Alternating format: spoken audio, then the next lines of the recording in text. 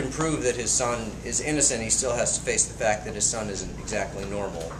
At 19, his son dropped out of college and started to drive across the country. He went to Iowa City, he went to Austin, he went to Montana, and no place for more than a couple of months.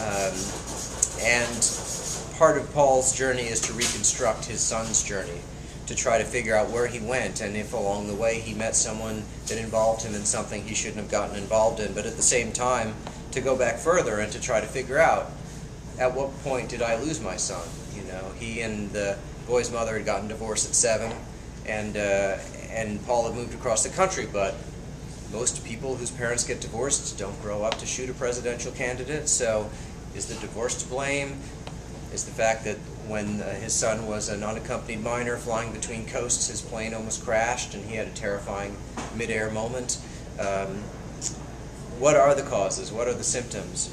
And so at the same time, we pick up Danny's story from the time he left college. We follow him as he drives west, heading first to Iowa, where he gets a job at a feed store owned by the parents of a girl that he dated briefly. Just shows up at the feed store and says he wants a job, and they're nice enough to take him in and put a roof over his head. And as we follow him, we begin to look for the moment where Danny, the troubled but good-natured nomad, became something more dangerous. So I'll read from this section here. He stayed in Iowa City for 4 months. The weather turned warm, then wet, then fractious. Hail fell from the sky.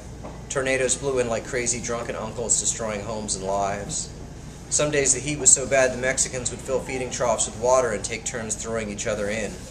Danny found he liked riding his bike in the rain. He liked to watch the heavy clouds roll in, to feel the static charge in the air.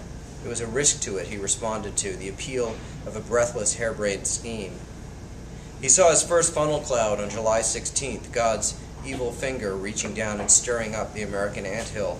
He was riding his bike north toward Cedar Rapids.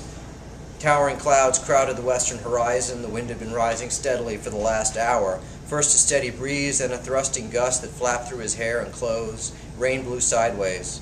Coming to a crossroad, his bike tipped and bucked, and he landed in a ditch. Mud soaked through his pants and into his shoes. He lay for a moment, making sure nothing was broken. In the distance, he watched as massive black storm clouds squatted over the flatlands and gave birth to a twisting finger of death. The wind was roaring in his ears. He was a kid from the suburbs. What did he know about the animal threat of weather?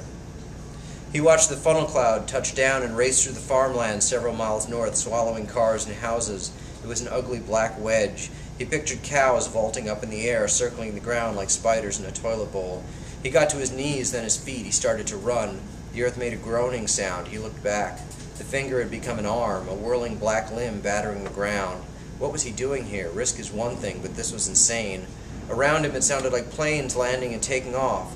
He thought of another near-death experience, an airplane ride he took when he was 8, the feeling that everything was happening faster than he could control. He found a battered rock wall and hid behind it. He knew it wouldn't protect him from the twister, but there was nowhere else to go. He was soaked from the rain. Hailstones the size of baseballs pummeled his back and shoulders. It was hard not to feel hatred toward him, as if the earth, the sky, the world hated him in that moment. At some point he must have closed his eyes. The plane was landing and taking off, freight trains hurtling past him close enough to touch. He realized he was yelling, a long guttural keen that rose up from some deep reptilian place.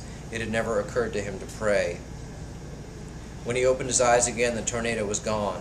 The wind had died down, and the clouds were breaking up like a rampaging mob that has suddenly lost its outrage. He lay in the weeds panting. His body felt electric, his brain. He started to laugh. In Iowa, they grew corn and soybeans. They grew hay and oats and strawberry.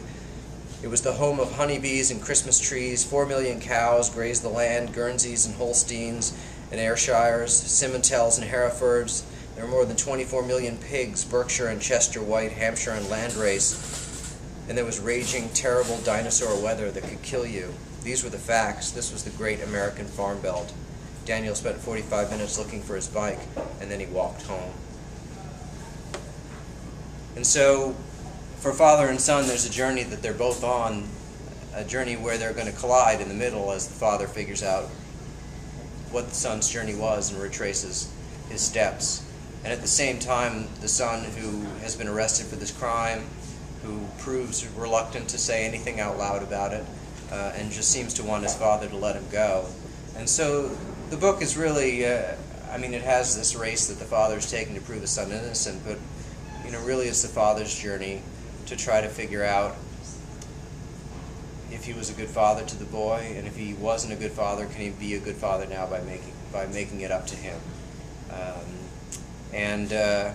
So that's what the book is. If anyone has any questions, I'd be happy to answer them.